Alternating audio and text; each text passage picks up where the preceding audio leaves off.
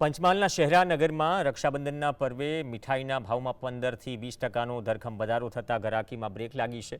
છેલ્લા એક મહિનામાં ઘી, ખાંડ, તેલ અને કાજુ બદામ જેવા ડ્રાયફ્રૂટ્સના ભાવ વધતા મીઠાઈ બનાવવાનો ખર્ચ વધી ગયો છે।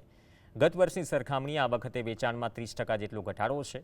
મોંઘવારીના મારથી લાચાર બનેલા વેપારીઓ આખો દિવસ એક જ સ્ટોક સાથે બેસી રહેવા મજબૂર છે। બીજી તરફ ગ્રાહકો પણ બજેટ સાચવવા કિલોના બદલે 250 કે 500 ગ્રામ મીઠાઈથી ચલાવી રહ્યા છે। ભાવ વધારાના કારણે તહેવારની મીઠાશ ફીકી પડી ગઈ હોવાનો સૂર વેપારીઓએ વ્યક્ત કર્યો। 10 થી 15% ભાવ વધારાના લીધે કસ્ટમર કિલો માલ લેતા હતા એના બદલે 500 ગ્રામ લે છે, 500 થી 250 ગ્રામ લે છે। સરકારને જોવું જોઈએ કે ભાઈ પેટ્રોલ, ડીઝલ, મોરસ કે ખાદ્ય તેલથી માંડીને બધી વસ્તુમાં ભાવ વધારો છે, તો ભાવ કંટ્રોલમાં રહે એવું સરકાર પાસેથી ઈચ્છીએ છીએ।